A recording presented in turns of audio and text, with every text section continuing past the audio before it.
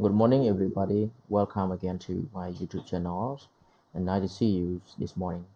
And today lessons I will share with you all about the social status and women in Asia. But before we let's get started to these new points, I need to ask all of you some questions that we studied last week about individualism and self-interest. The first question is what is individualism that I asked all of you that we studied together in the class already, but through these video lessons I need to review all of you again. What is it? Individualism. Individualism is the belief that a person's own freedom is more important than the welfare of the group to which he belongs. And one more about saving fish, right? What is saving fish? Saving fish is not taking another person feel same, embarrassed, humiliated, or even exiled. Yes, this is called saving fish. And all of you have known already that something to avoid when foreigners are in Asia or when you travel to some of the country in Asia. So we have many things that you need to avoid to do so. The first one we can see that do not shout, yell, or show your temper. The Asian world would lose face. At the same time, you would lose his respect for you. And as I remembered, uh, do not brag yourself or your people, even about your country. More Asians speak modestly about themselves, although many do not mean it. Yeah, mean it. Okay. Okay, now that's all about the revisions in the old points. So now let's move on to these new points about the social status of women in Asia. Okay, social status. Social status, I mean, refer to a person's rank. Yes, a person's rank or position in society. Asian societies are societies of equality. Why do we say this? Why do we say Asian societies are societies of inequality? That's why it's from the family itself. Example, the father is, you can say the father in the families, your fathers or your mother is the head of the families. But actually, it only focuses on the man, the family. It means father. Yeah, the father in is the head of the family. The wife is not regarded as the husband's equals. Even the wives of the fathers or your mother is not have the same equals right as your father in the family. And father or men in the family uh, are regarded as the higher person in the families. And one more example, children are taught to accept their parents' authorities without questions. Outside the families, like outside the family, the children are not expected to address their elder relatives by their names. Example, when you go to study at school or you speak with someone out of the families, you do not call your yes call your relatives or your mother or fathers by yeah by calling their names directly. You should calls him or hers by using the formal names. One more can we can say that like uncles or my father or my mother, uh, like uh, uncles, auntie, something like that. Yeah, and also in India, nearly 500 million Hindus are divided into four very large groups.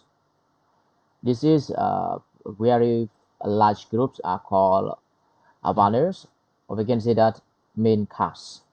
So there are very lots of main castes or castes. Sorry, they are very castes in the India, and each caste has a definite social status in the village. Members of the lower caste should show respect to people belonging to higher castes. Yeah. Respect language and prejudice. Okay. Respect language. It means the special style of polite spoken from one to another. Yes. About refer to what you are saying to someone, to your partners, by using soft words. Speak politely. This is called respect language. And the standard of this definition of respect language, we can say that the special styles of polite spoken from one to another. This is called respect language. And we know each other, and also respect language by using the tone, yeah, by using the tone and body language. In Asia, uh, how one speaks to another person depends on age, sex, and social status. Most Asian languages have polite and abrupt forms. There are humble and honorific words. There are different forms of speech to denote social position, distinction between men and women, and to show family relationships. This form of language is called respect language. Yeah, most Asian language has polite and abrupt forms. They are humble and honorific words.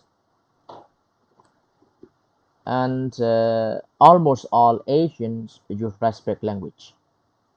Usually, if they speak in their own language, we too sometimes use respect words. For instance, you would probably say yes, sir, or uh, yes, Mrs. So and so to your teachers instead of yeah or yeah. If you had the chance to meet the governor, you would have to address him as Your Excellency instead of you. This is the respect language in Asia that everybody and every person know clearly how to use respect language to someone that he or she thinks that is higher than him or her, and are much more complicated. These respect language in Asia are more complicated, much more complicated. Let us take two Asians who speak the same language but who are stranger. They meet. They find it difficult to talk to each other. This is because they do not know how to address each other. Conversation becomes easy. Yeah, conversation become easy if they know each other's social status or if they can guess it. Not to use the proper respect words or language would be regarded as an insult. Yes, an insult. If you do not know someone or your partners or the listeners that you are talking about or talking to, sorry, you use you don't use respect language to him or her, it is regarded as an insult. This not apply to foreigners. This not apply to foreigners. If so, for instance, you went to Japan and spoke to an elderly Japanese in plain language, Japanese, sorry, in plain Japanese, he may not feel insulted. Okay, so that's why we can say that in Asia, this respect language are much more complicated. He would forgive you if for your ignorance. He would forgive you for your ignorance. That's why we say like because uh, the language that you are speaking is not his or her language. It's not your own language. Yeah, we can say that foreign language. So that would forgive you for your ignorance. And let us see how the respect language works in Japan. If a young Japanese want to say "I'll go" to his friends, he will say "Origa iku." Yes, I'm not sure how to pronounce this Japanese word correctly or not. I'm so sorry. Uh, the word "iku" is the plain form of "go." If he is saying the same thing to his father, he would say "boku," added to show politeness and respect for the person spoken to. If the boy is talking to his teacher, yes, he would say "watakushi ga ikimashu." Yeah, this is the respect language that uh, a student or the boy is talking to his teachers. Uh, they are divided how to use respect language to different ranks of people. And the next one, you will notice that the boy has used three different words for I. Sorry, do not T, I. I'm sorry for typing incorrectly. Uh, the I, do not T. Sorry for this letter here. This letter is letter I, do not T. I'm sorry. Ori is a simple form of I.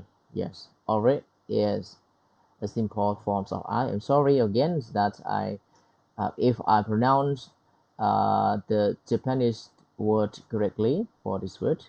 Yeah, buku is used when you speak to someone you respect. Watakushi is used when you speak to someone you respect very highly. Yeah, like teachers, yeah, lecturer or something like that. You should use the tawakushi. Uh, in Asian country, teachers are respected very highly by their students. And when talking to your friends about his teachers, the boy would use a different and more polite forms of go or going. He would say sensei, go irasharu. The teacher is going. If he told the same thing to the teacher's wife, he would say that sensei ga irasharu masu. The word masu being added as a sign of respect for the teacher's wife. Yeah, that's why we say that the language of formal language or respect language in Asia are much more complicated. Yeah, and this we can say that it because of different culture from one country to another country. And the next one, when talking directly to the teachers, the boy would use the polite forms of going as well as the respect word mashu. Iras shamasu ka, yes, which means are you going? When they mean talk to their close friends, they sometimes leave out the respect word mashu. This not This does not mean that a woman is rude to her friend. Instead, it is a sign of great affection. Many persons want to show very large respect. Yes, for the one who, to whom, yes, to whom he is speaking, he will use a humble, yeah, forms of skills or going as well as the respect word masu.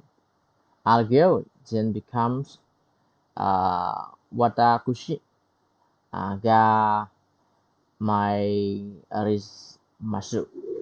Yeah. The respect language take different forms in different Asian language. However, all respect language has the following common characteristics. The first one, a person refers to himself differently when speaking to an equal, to someone higher, and to someone lower. The second one, the ways a person addresses another person to whom he is speaking depends on what that person's status. The third one, a person uses different words when speaking about another person depending on that person's status. And the last one, a person uses different words when talking to or talking about women. Yes. Then we can say the other spelling language have the following common characteristic. Yeah, the first one, remember it, that I highlight to this the first points. Yes, the first points. The first one, a person refer to himself differently when speaking to unequals. Yeah, himself friendly when speaking to unequals. The friendly is when speaking to someone higher. Uh, when speaking to someone lower, they have as yeah as you have different words or language with different communication with different people's rank. And the ways person, the second one, the ways a person addresses to person to whom is speaking depend on that person's status. Yes, this is to depend on that person's status. How they use the respect language or the formal language to the person's status. When you know that person's status correctly, clearly. And the third one, a person uses different words when speaking about another person depending on that person's status. And the last one, a person uses different words when talking to or talking about women. Yeah.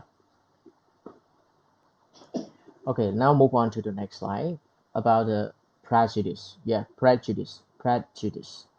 What is prejudice? It is an unfair. It is an unfair and unreasonable opinion or feeling, especially when formed without taking care to judge enough thought or knowledge. This is called prejudice, unfair or reasonable. They don't care too much on judge or enough thought or knowledge. This is also called prejudice. Some prejudices are concerned with race, skin color, religions, language, and cultures. These are called prejudice that have concern with. And the next one, for many years, the Japanese were named to believe that Japan was specially created by the gods for the Japanese peoples. This is called in the past, not in the present day. For many years, Japanese people's name and beliefs uh, their country, sorry, their own country was special created by the gods for the Japanese peoples. And in China, for many years, the punish. Oh, okay, let's look back again about this in Japan country. Yes, about this. They believe that the gods their countries was specially created by the god for the Japanese people, for them. Yeah, the Japanese therefore regarded as themselves as groups of peoples better than other groups in the world. Many Japanese do not believe this anymore. For many peoples in a Japan country, they don't believe this anymore.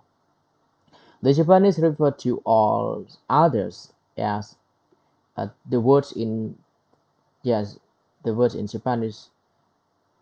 They say that gaijin, yes, gaijin, which is the root phrase of saying the foreigners. Yeah, they think that their country is higher than the other country is. Uh, yeah, precious, or we can say that is higher ranks than other country. And it's about in China. The Chinese on for many years the Chinese referred to their country as the Middle Kingdoms. Yeah. To Chinese, their culture was the most civilized ways of life in the world. But during the 19th century, large numbers of Chinese migrated to the countries of Southeast Asia, so that many local peoples of Southeast Asia dislike the Chinese. That's why because of the Chinese people's things and they don't want to meet for another country or other people from the other country come to their country to live with them. So we can say that they are prejudiced about the other people or the people from the other country to live in their country. And that's why many local people of Southeast Asia dislike the Chinese. And they feel the Chinese are arrogant and that the Chinese have a low opinion of others. Yes. Uh, Many local people in Southeast Asia feel the Chinese are arrogant and that the Chinese have a low opinions of others. And if we talk about in India, yeah, next one to the India. Uh, like the Chinese, the Indian too have a high regard for their cultures and tend to look down on those of others. Yeah, of others. Mm, it means that when India moved to their country in a large numbers, they refused to meet with the local people except at births. The local peoples therefore yeah, began to dislike the Indians. And when in and within Indian itself, Indians are divided by prejudice about the language. Yes, by the language. Several large groups of Indians speak different languages. Each group feel its own language is superior to others of others. They make fun of people speaking other Indian languages and often regard them as foreigners. Okay, sorry. Uh, and about this language related to prejudice has also created problems in other parts of Asia. Like in Pakistan, most people speak Urdu. Pakistani speaking other language such as Balochi are disliked. Most of the peoples in Bangladesh are Bengalis. They hate, sorry, minorities groups in Bangladesh known as Biharis.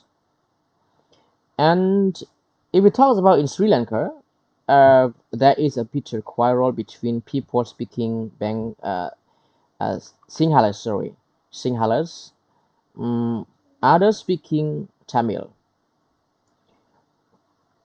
The Javanese regard themselves, yes, the Javanese regard themselves as superior to all the other people living in the Indonesian islands. In Vietnam, the North Vietnamese looks down on the South Vietnamese. They feel that the culture of South Vietnamese is not as pure as theirs, and that South Vietnamese have adopted some of the customs and yes, and bits of the Cambodians. Yeah, habits of the Cambodian. Generally in Vietnam, miss regard, yeah, regard the Cambodians as inferiors. Yeah, the Cambodians in return dislike the Vietnamese. The Thais regard themselves as superior to Cambodians and yes, Laotian. Yeah, Laotian. In the hilly and mountainous parts of Asia live numbers of groups of tribal peoples. Most of the peoples are regarded as primitive. For instance, the Malays refer to their tribal people as Sakai, which is root ways of saying primitive. In Laos, the people living in the valley regard the hill Laos as inferiors. Yeah, inferior. The mountain slopes lowering as the mountain tops low as influence. Some Asians also have color prejudice. Some Chinese look down on people with skin colors different from theirs. For instance, some Chinese refer to Europeans as red devils. They have similar root words for people with dark skins. Some light colors Indians looks down on dark colors Indians. When seeking a bride for their son, some Indian parents prefers a fair-skinned girl to a dark-skinned girl. Opposites are some advertisement forms, the matrimonials columns of Indian newspaper. Prejudice of any kinds of is bad. Yeah. However, we uh, do not stop people from having prejudices. People tend to get anything different as that or wrong. It is easier to dislike or make fun of someone who is different than to make the efforts of understand him or her and his or her ways of life. Yeah, that's all for today's lessons through this video online. And thank you for your attention and watching. If you have any question to ask me, you can ask me through our Telegram groups or drop the question below these videos online. Okay, goodbye, good luck, everyone.